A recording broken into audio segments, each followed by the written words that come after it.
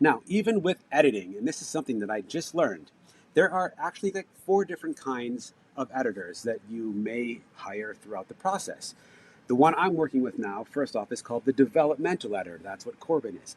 And developmental editing is really the big picture, the structure, the story, the through line, which is because I wrote 185,000, I cut it down to 153,000 or so words. And that was my second pass after I did the first edit. Now I needed someone to help me shape that and figure out where I'm going. I mean, I'm writing a memoir, but realizing now that my book is reading a bit more like a autobiography meets a self-help book and all the things in between. And a memoir is a very different story.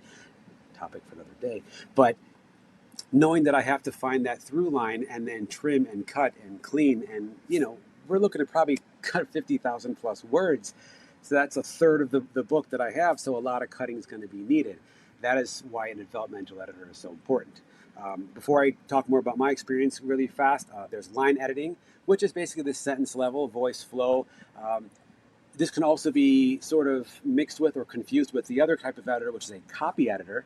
The copy editor is really working on the spelling, the grammar, the punctuation, the consistency. And so sometimes line editing and copy editing can be blurred, but they are two different positions if you have the means or are using them. And then finally, you're going to work with a proofreading editor. They're going to help you polish it after the layout, make sure that everything is set and needs to be where it is before you actually go to print or to press or to whatever you're going to do.